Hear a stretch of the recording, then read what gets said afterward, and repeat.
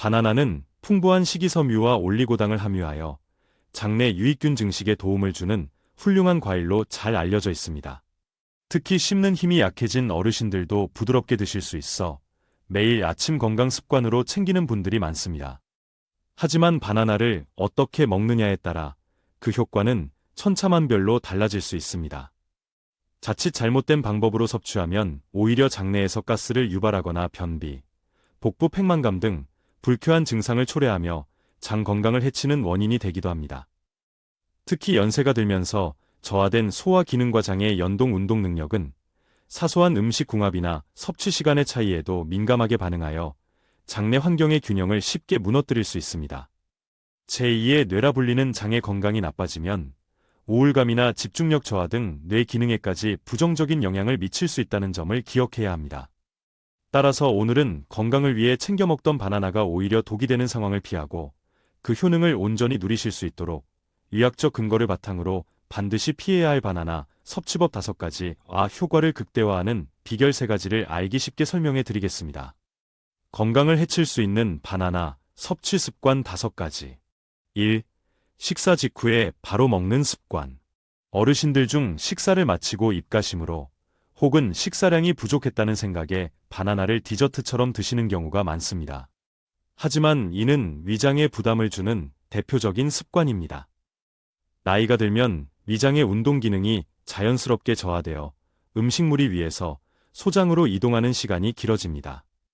이런 상태에서 소화가 빠른 바나나를 식후에 바로 섭취하면 이미 위에 머물고 있는 밥이나 다른 반찬들에 가로막혀 제때 소장으로 내려가지 못합니다. 결국 위장 속에 오래 머물게 된 바나나가 발효되면서 가스를 만들고 더부룩함이나 복부 팽만감을 유발하는 것입니다. 이 초록빛이 도는 덜 익은 바나나 섭취. 단단하고 신선해 보인다는 이유로 초록빛이 감도는 덜 익은 바나나를 선호하는 분들이 계십니다. 하지만 소화 기능이 약한 어르신들께는 그다지 추천하지 않는 선택입니다. 덜 익은 바나나에는 저항성 전분이라는 성분이 다량 함유되어 있습니다. 이 성분은 소화 효소에 의해 잘 분해되지 않고 대장까지 내려가는데 이 과정에서 발효되며 가스를 생성하거나 복통, 변비를 유발할 수 있습니다. 바나나는 껍질에 슈가스팟이라 불리는 검은 반점이 생겼을 때가 가장 좋습니다. 이는 저항성 전분이 소화 흡수가 용이한 당분으로 충분히 전환되었다는 신호이므로 위장에 부담을 주지 않고 편안하게 드실 수 있습니다. 3. 우유, 요거트 등 유제품과 함께 먹기. 바나나와 우유를 함께 갈아 마시거나 요거트에 섞어 먹으면 든든하고 영양가 높은 한 끼가 될 것이라 생각하기 쉽습니다.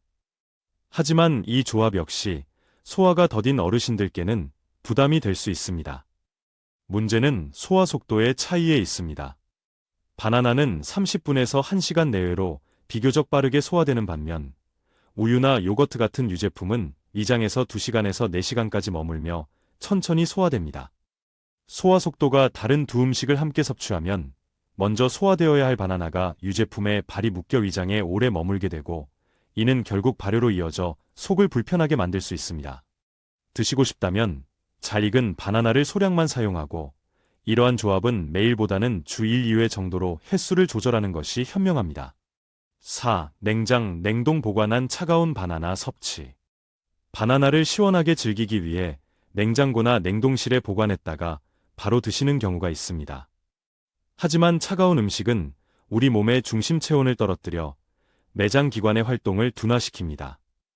특히 체온 조절 기능이 저하된 어르신들의 경우 차가운 바나나가 장의 연동 운동을 방해하여 변비나 소화불량을 악화시키는 원인이 될 수 있습니다. 바나나는 상온에 보관하는 것이 가장 좋으며 드실 때도 실온 상태의 바나나를 드시는 것을 권장합니다. 5. 고기, 생선 등 동물성 단백질과 함께 먹기. 아침 식사로 빵, 달걀, 베이컨과 함께 바나나를 곁들이거나 고기나 생선으로 식사를 한 뒤 후식으로 바나나를 드는 것 또한 흔한 모습입니다. 하지만 이 역시 장 건강에는 좋지 않은 습관입니다. 바나나와 동물성 단백질은 소화에 걸리는 시간이 극명하게 다릅니다. 바나나가 약 30분 1시간이면 소화되는 데 반해 육류나 생선은 4시간에서 길게는 6시간까지 걸립니다. 이 두 가지를 함께 먹으면 바나나는 단백질이 소화될 때까지 장 속에서 기다리며 발효와 부패를 일으켜 독소를 만들어낼 수 있습니다. 젊었을 때는 괜찮았더라도 나이가 들면서는 몸에 부담이 될 수 있으므로 시간 간격을 두고 섭취하는 지혜가 필요합니다. 바나나의 효능을 극대화하는 섭취 비결 3가지. 1. 아침 식사로 오트밀과 함께 드세요. 바나나와 오트밀은 장 건강을 위한 최고의 궁합을 자랑합니다. 두 식품 모두 장내 유익균의 먹이가 되는 프리바이오틱스이면서 풍부한 식이섬유를 함유하고 있기 때문입니다. 특히 수용성 식이섬유와 불용성 식이섬유가 균형 있게 포함되어 있어 장 운동을 원활하게 하고 배변 활동을 촉진하는 데 이상적입니다. 또한 혈당을 완만하게 올려 포만감을 오래 유지시켜주므로 바쁜 아침에도 든든하고 건강한 에너지를 채울 수 있습니다. 이 장이 깨어나는 오전 7시, 9시에 드세요. 이왕이면 장이 가장 활발하게 움직이는 골든 타임에 맞춰 바나나를 섭취하는 것이 좋습니다. 여러 연구에 따르면 우리 몸의 장은 아침 7시에서 9시 사이에 가장 활발하게 연동 운동을 합니다.